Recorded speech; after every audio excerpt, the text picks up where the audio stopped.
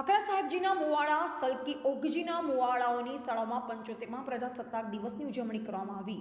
26મી જાન્યુઆરી આઝાદ ભારતમાં ખરા અર્થમાં પ્રજાતંત્ર એટલે કે પ્રજાની સત્તાની શરૂઆત થઈ લોકતંત્રનો અમલ થયો એટલે તેને પ્રજાસત્તાક દિવસ તરીકે ઉજવવામાં આવે છે.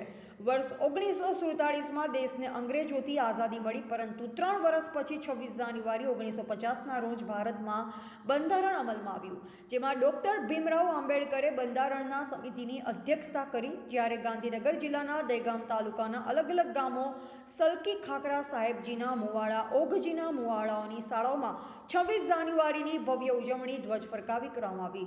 સલકી આદર્શ પ્રાથમિક શાળામાં 75મા પ્રજાસત્તાક દિન નિમિત્તે શાળાની ભૂતપૂર્વ વિદ્યાર્થીની કોમલબેન ચંપકસિંહ ઝાલાના હસ્તે ધ્વજવંદન કરાયું. શાળાના બાળકો દ્વારા પ્રજાસત્તાક દિન સંદર્ભે જુદી જુદી સ્પીચ આપી. સાંસ્કૃતિક કાર્યક્રમ, ભક્તિ ગીત, લોકગીતો, અભિનય પાત્રો, રાસ ગરબા, સ્વાગત ગીતો, એક પાત્ર અભિનય, કવાલી બાળકો દ્વારા રજૂ કરવામાં આવી.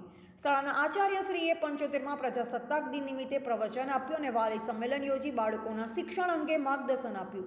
આ પ્રસંગે સલકી ગામના સરપંચ, ડેપ્યુટી પંચાયતના સભ્યો, ગામના આગેવાનો બોડી સંખ્યામાં હાજરી આપી. જ્યારે ખાખરા ગામના ભૂતપૂર્વ આચાર્ય વજેસિંહ, ગાભુસિંહ, અગરસિંહ, રંગતસિંહ, બળવંતસિંહ, જગતસિંહ, ભૂતપૂર્વ સૈનિક વિક્રમસિંહ, અમરસિંહ ઝાલા, ઝાલા ફૂલસિંહ ઝાલા, વિક્રમસિંહ એન, કનુસિંહ સોલંકી તથા સાહેબજીના મુવાડા શાળા આચાર્ય વીનાબેન ખરાડી તથા શિક્ષક સ્ટાફ, ગામના સરપંચ, ડેપ્યુટી સરપંચ, ગામના આગેવાનોએ હાજરી આપી. ઓગજીના મુવાડા સરપંચ શ્રી ભરતભાઈ દેસાઈ તથા ગામના આગેવાનો, નાના નાના બાળકો, ભાઈઓ તથા બહેનોએ હાજરી આપી હતી. રિપોર્ટર દિનેશ ચંદ્ર શાહ, બોધિક ભારત, દહેગામ.